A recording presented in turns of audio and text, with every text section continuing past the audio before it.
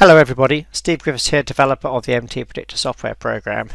To continue on the recent theme of multi-timeframe analysis, I'd like to have a look at a Forex example in today's MTPredictor video.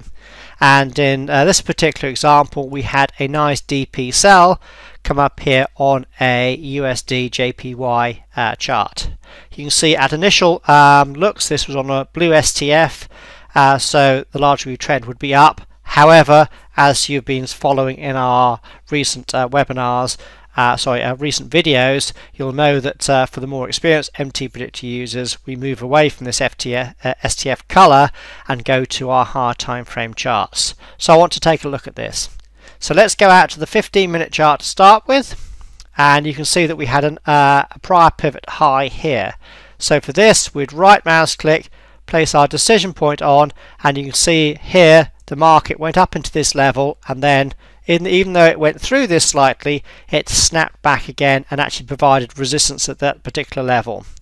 If you went out to, say, the 60-minute chart or the hourly chart, you could probably see it slightly easier. And in fact, on the hourly chart, we'll just clear that off, so I'll just delete that one.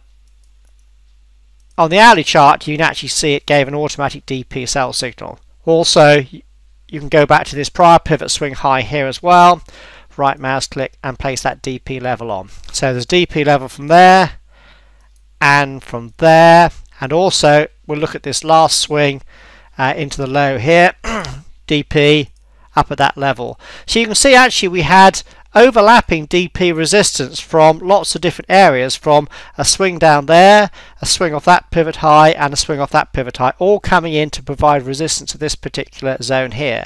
So that's the resistance on the higher time frame, or the larger degree chart. Let's now go back to our 5-minute chart and see what that looks like. Well, obviously we have lots of resistance here, but can you see how now this DP sell actually unfolded at these resistance levels? I'll just take some of these off just to clear it up a little bit, and there you go.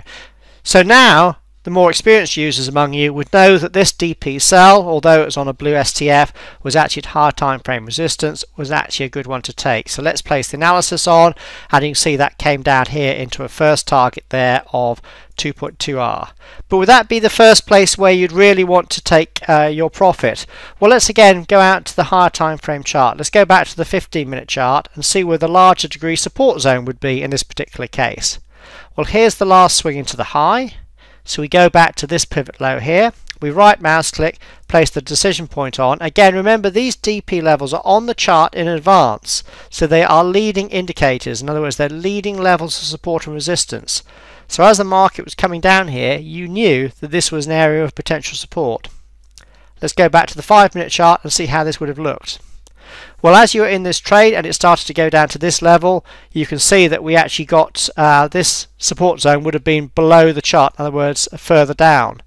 So because that was a higher time frame support level, you could have changed your target and said, actually, I want to come out at this higher time frame support zone down there.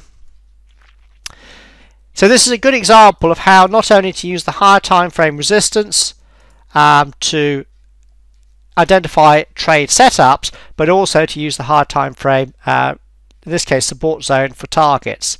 For the more experienced users among you as well, I'd also like to have a look at this particular swing going up into the high here. Because if I right mouse click here, do Elliott Wave Intermediate, you'll see that the software has found this as a very nice 1, 2, 3, 4, 5, with the wave 5 high coming in right at the minimum wave 5 WPT. Now we know from our Elliott Wave teaching, or our unique isolation approach Elliott Wave teaching in MTPredictor, this is very different to other Elliott Wave education you'll get elsewhere. We know that once a 5-wave sequence is complete, the initial target is the DP of the prior wave 4, which is your first target there. But then we also know once that level has been breached, in other words the market has gone down below this level, then our target is the DP from the start of the prior sequence, in other words the start of the entire 5-wave sequence. So you go right back to the start of wave 1, which is here. We right mouse click, base the DP off there, and that's exactly the same as our 15-minute DP we had on the chart earlier, so I'll just take that off. So in other words, we knew that rather than this being our first target here, once this level was exceeded, which it was around this level, then we knew that actually this target down here was our logical support zone or logical place where we'd want to be banking our profit. So there are two reasons why you'd want to come out at your target down here. Remember, correct position sizing takes care of our number of lots, contracts or shares to keep our initial risk small under control, and our profits then as a result are larger than our initial risks. In other words, this particular trade came out with a profit of approximately 6.5 R or 6.5 times the initial risk. So a very good trade to consider.